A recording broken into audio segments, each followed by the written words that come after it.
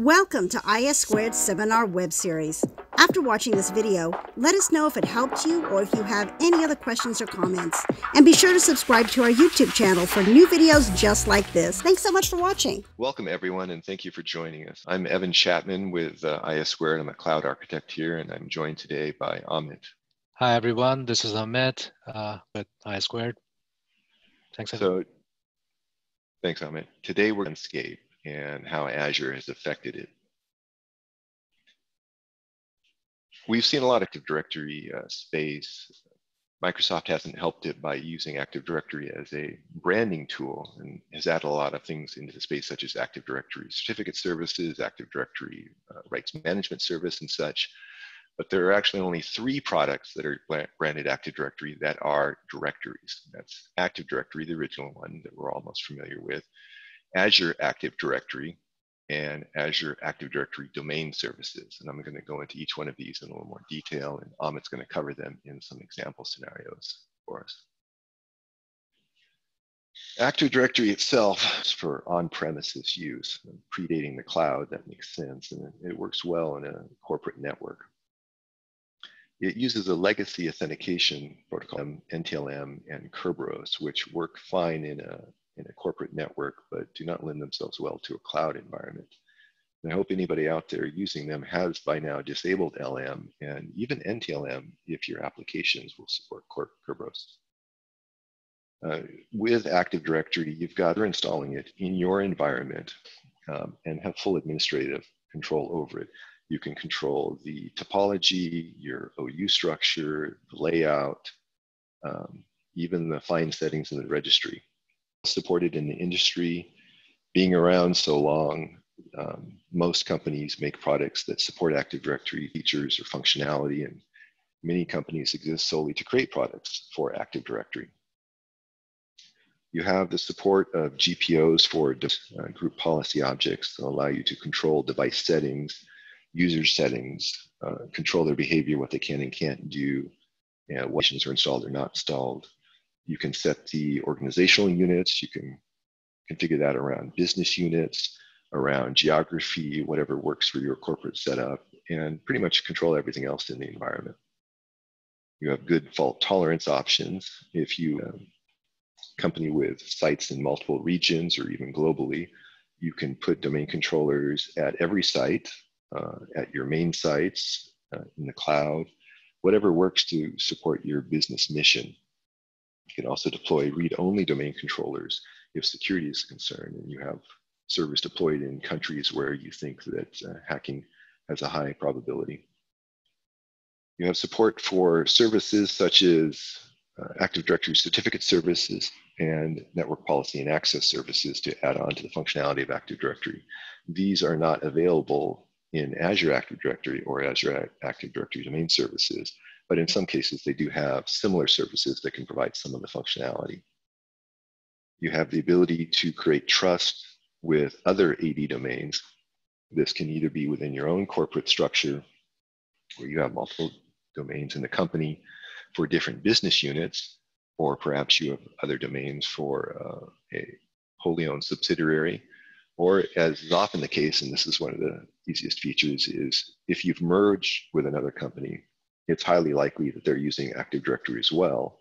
And if you can create a trust between the 2 domains for the 2 companies, it makes it very quick and easy to start sharing data and getting work done between the 2 companies while you work out migration activities and integration of those companies. And finally, the original Active Directory, though being 20 years old, is not going away anytime soon. It is being replaced with a lot of cloud functionality. But a lot of companies, especially large companies with a lot of legacy systems and requirements for on-premises support, are going to continue to use Active Directory for the foreseeable future. Over time, I think we'll see a move towards cloud for most everything, but we will still have a need for on-prem Active Directory for a long time. And Evan, would that be fair to say that as long as on-prem infrastructure lives, on-prem Active Directory lives? I would say so. There would be cases where you have on-prem systems that might be able to function with an identity service that's wholly in the cloud. But I think a lot of companies, you'll see if they have business critical systems that they need to maintain on premises, they'll need some sort of on-premises authentication system to support them in case of a disaster, for such a blizzard, a hurricane, tornado, or such that took out infrastructure and connections to the cloud. Exactly. So thanks for bringing that up. Azure Active Directory, about half as old as the original AD. It was built by Microsoft as an identity solution for Azure and the related services specifically. While it does share the same name with Active Directory, it really is not Active Directory. It's a completely different animal. A lot of people, when it first came out, were thinking that, oh, hey, this is a cloud version of Active Directory. I can just move to that now and I'll have all the features and functionality of my on-prem AD. And that's not true at all. It's really a very flat directory. And you do not have control over configuration for organizational units, GPOs, things like that. So it's really just users and groups and devices. And in some company models, you could replace your on-prem Active Directory with the cloud version if you don't have a lot of on-premises dependencies on Active Directory. If you're a small company or especially a newer company that doesn't have legacy systems, it might be possible to replace your on-prem Active Directory with Azure AD, but for the most part, it's going to be a complement to your AD, not a replacement for it. And as such, there is no direct migration path from an on-prem AD to Azure AD because it's not a replacement, but you can synchronize the users and groups and such from your on-prem AD into your Azure Active Directory so that those same users, passwords, etc., can be used for access to SaaS services and other Azure services. Azure Active Directory itself uses what's now termed as modern authentication of OAuth 2.0 and OIDC, which were built for cloud authentication. And Azure Active Directory also does support SAML for connections to SaaS applications that you may be using. As I pointed out, being a cloud model and being different than on-prem AD, there are no domain controllers, and you do not have enterprise or domain admin access to Azure AD. The closest that you can relate the rights to for an on-prem AD is that it's very much like having account operator rights in an on-prem Active Directory, where you do have a lot of power, but you do not have that top-level domain or admin sort of God right access to Azure AD. Microsoft retains that for themselves. They take care of the backups, they take care of the fault tolerance, and you don't design a topology. You take basically what they've provided for you. And Azure AD does have the advantage of leveraging features that AD does not have, at least not out of the box without add-on services. That would be services such as password self-service that you get with Azure Active Directory, or multi-factor access control, and even conditional access. So if your company doesn't have any sites outside, let's say the United States, or you don't have people that travel, if you have people trying to log in from Russia or something like that, Azure can block that access and say, hey, this is not supported behavior. And you get that out of the box with Azure without having to buy add-on services as you would with an on-prem Active Directory. The final one, and this one caused even more confusion with people because it started to be very much like Active Directory, and you might even be able to call it Active Directory Lite, is Azure Active Directory Domain Services. Now, this is a standalone domain. It's not a replacement for your on-premises Active Directory because it doesn't have all the features. It's a managed environment that Microsoft takes care of, right? So all of your patching and support is done by Microsoft. And some people have likened it to AD as a platform as a service, but it's not quite that because you're more restricted than you normally would be in a platform as a service model. Microsoft will make sure that you have fault tolerance. They'll give you 2 domain controllers within a region.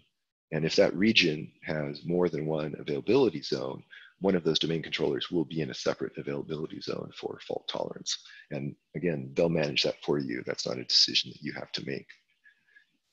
It does support NTLM and Kerberos. So if you have legacy applications, and this is really what its purpose was for, you can move those applications into the cloud and off your on-premises network and put them in a VM model in the Azure Active Directory domain services. So its real purpose when Microsoft developed it was to create a lift and shift environment for those legacy apps so you can get them out of your on-prem environment and into the cloud, and that's why it supports NTLM and Kerberos. Now, again, as part of this is not being a replacement directory, it only supports outgoing trusts. So Amit will talk user domain, where it can synchronize users from Azure AD, or it can be added as a resource domain where it's an addition to your on-premises Active Directory. And in that model, you could set up an outgoing trust where Azure Active Directory domain services, the domain built in the cloud, would then have a trust relationship to your on-prem Active Directory, and all the user accounts that it uses would come from that on-prem environment. So you'd have access to the users and groups and stuff through there. You do have support and ability to create custom OUs and group policy objects in Azure Active Directory domain services. And this is required if you do want to create any user accounts in the directory yourself. Normally, if you have it in a user mode and users are synchronized from Azure Active Directory, you can't edit those users, and those users are not synchronized back to Azure AD. But if you have to create some accounts, let's say for service accounts, and this is what it was originally meant for, is if you move your application into that domain, you would also need a service account to run that application. You could create a custom OU, create those service accounts, and then you would have control of those local accounts. Now, I spoke about it being used as a resource domain for the on-premises, and this is where a lot of confusion came in for people, because they were seeing it, I think, originally as only an on-premises or resource domain for on-premises and not as a user domain. And it's important to see that there are two different ways that you can use Azure Active Directory domain services. And they're similar but distinct in their uses. And you do have support for LDAP, but it is limited in the way that it is on an on-prem. In an on-prem AD, you have full LDAP support. You can read and write and change objects via LDAP. In the Azure environment, you have read for LDAP, but you have limited write because you can only write to the objects that you create. So in other words, users that are synchronized from Azure AD into the Azure AD domain services cannot be changed with an LDAP write. Only if you create your own groups or user objects, those can be written to. Other than that, you only have read on LDAP. Now in this chart, and it is not exhaustive, but we've put in here where most questions come up, where people wonder about the differences between the environments.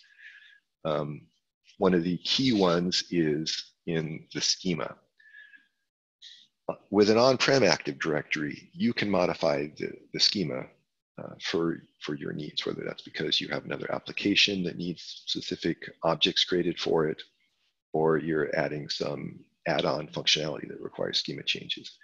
In Azure AD and Azure AD domain services, you cannot change the schema. It is fixed.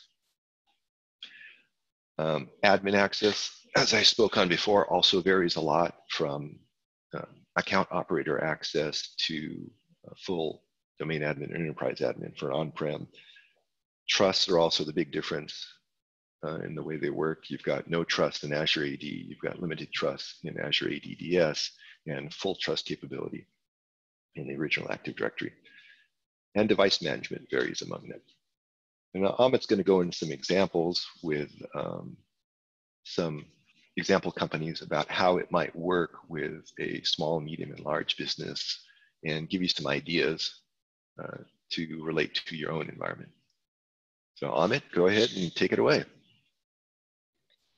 Thank you so much, Evan, for a detailed overview of all these directory services. And as we can see that, although name-wise, they sound quite similar. They are quite different. And looking at the presentation, actually, it seems that Azure AADDS is pretty close to Active Directory, but still is not meant to replace on-prem Active Directory because of the additional functionalities that Active Directory on-prem offers.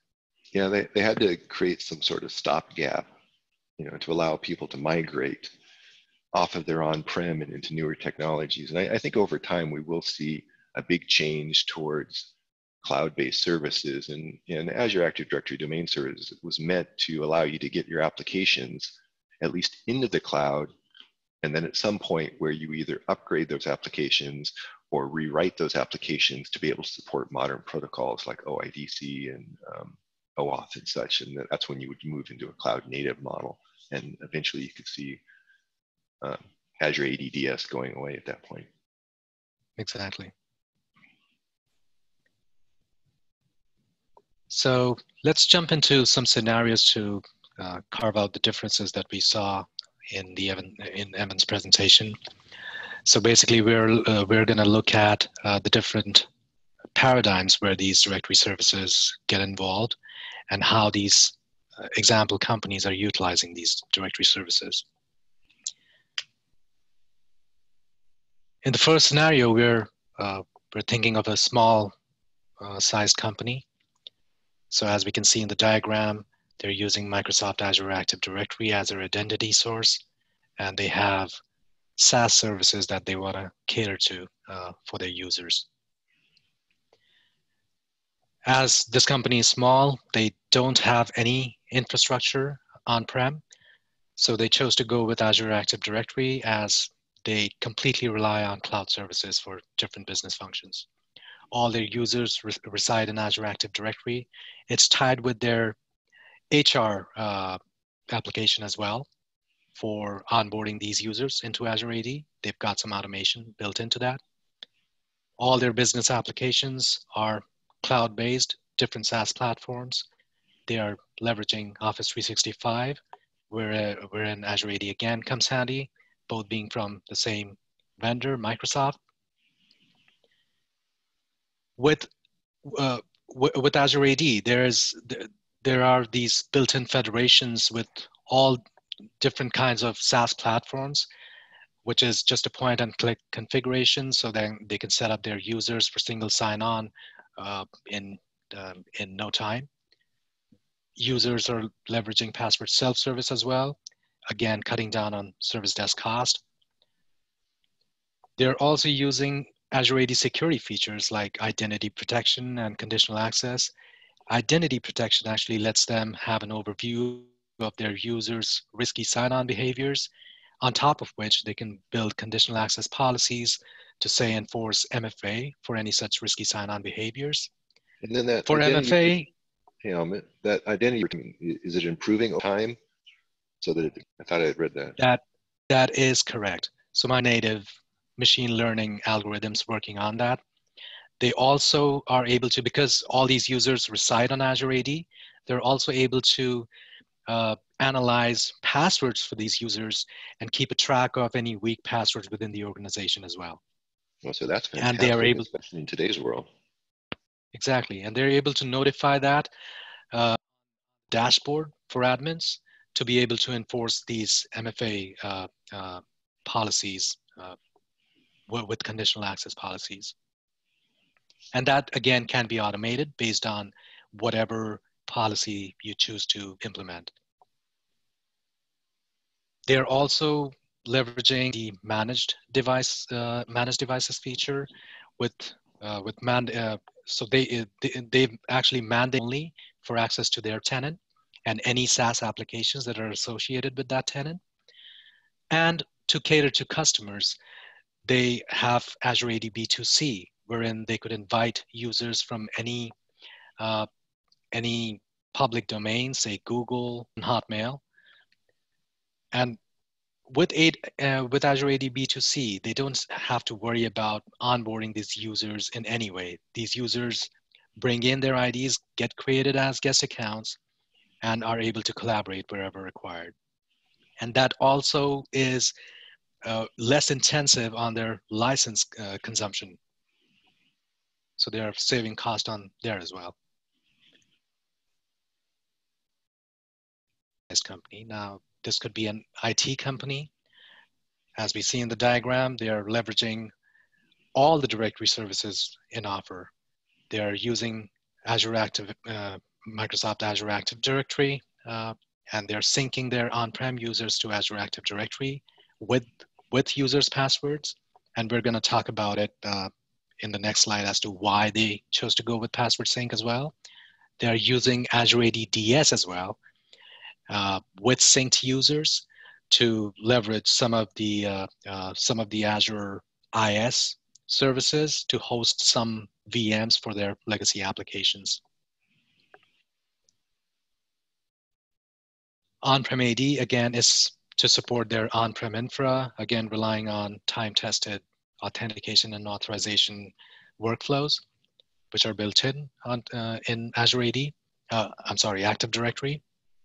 Azure AD, they have chosen to sync their users from on-prem AD to Azure AD. That requires an additional component on-prem, which is the Azure AD Connect component, which acts as a sync engine for syncing these users and passwords in this particular case.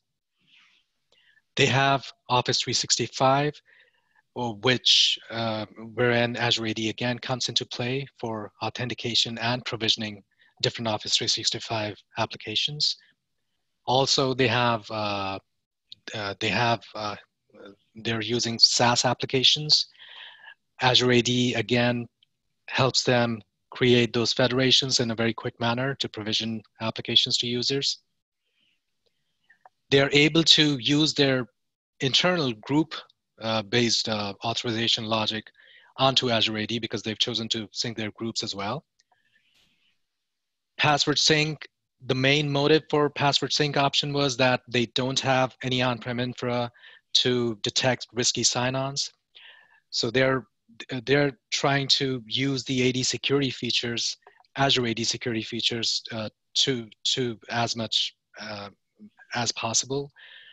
Again, identity protection and conditional access is helping here to detect such risky sign-on behaviors.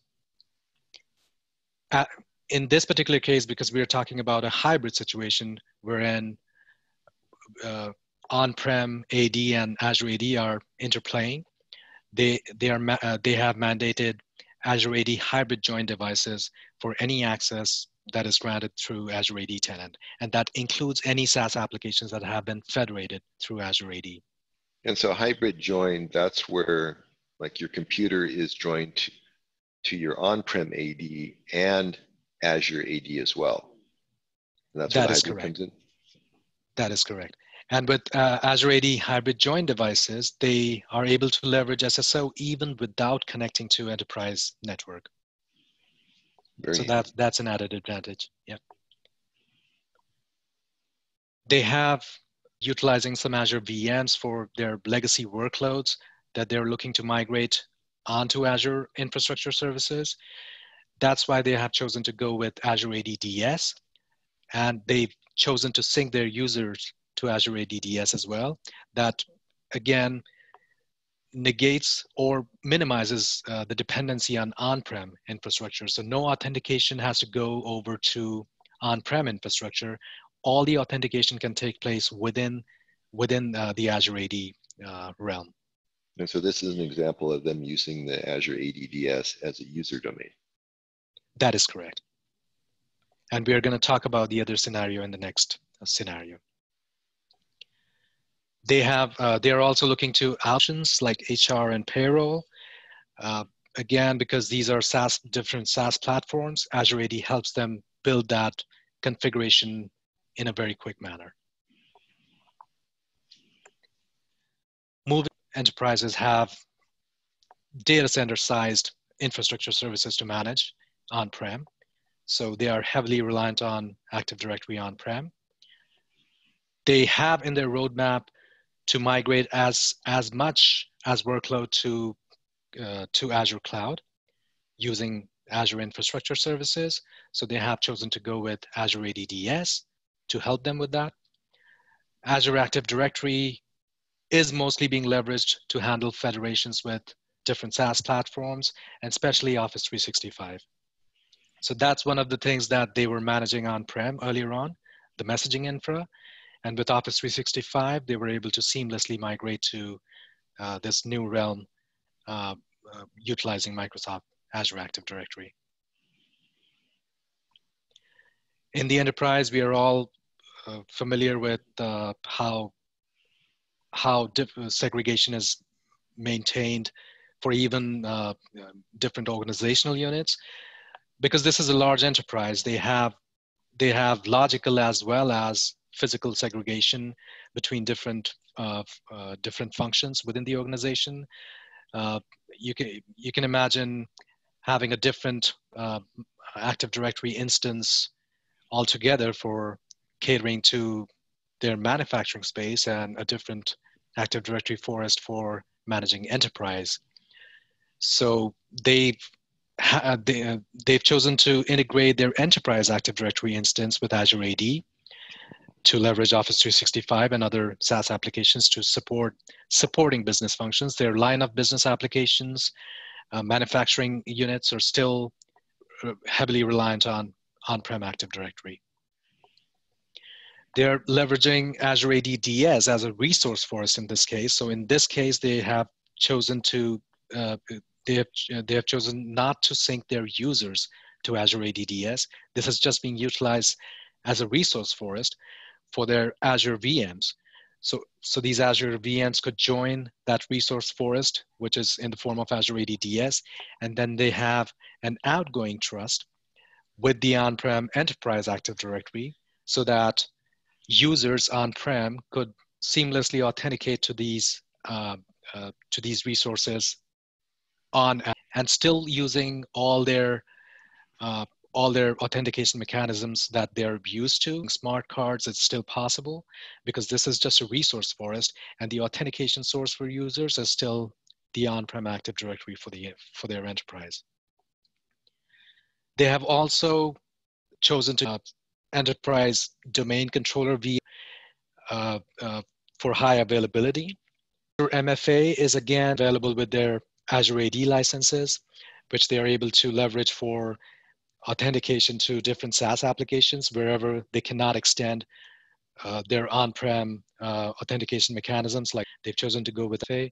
Azure MFA itself offers a lot of integration in terms of OTP mechanisms for the second. With phones, it could integrate with emails, it could integrate with certain authenticator applications like Azure Authenticator, Azure Microsoft Authenticator, sources, even on cloud. And that's why they are looking for some device management facilities with Azure AD. They have restrictions on kind of endpoints to get access to their resources, even if it's hosted on cloud. So they're able to restrict that access only to Azure AD joint computers. They have an MDM as well, Azure AD joint computers, and other devices, even phones. They're able to manage with their MDM solution, having more organizational policy to these endpoint devices, which actually caters to their compliance needs. So basically, they're using a little best of both worlds out of it. Exactly. Yeah. So I hope that we've been able to clear some doubts around these directory services are. Where do they act collaboratively to have services around identity management? Thank you. Thank you for joining Issquared's web series. And for more videos, training, and informative information, don't forget to subscribe to our YouTube channel and visit our website at issquared.com or sale@issquared.com.